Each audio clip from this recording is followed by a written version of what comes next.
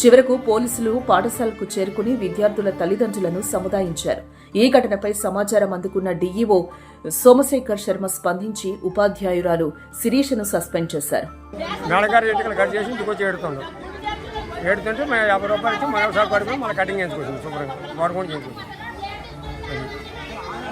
మేడగానే చెప్పారు, మేడగానే చెప్పగలుగుతాం చెప్పలేదు అంటున్నారు.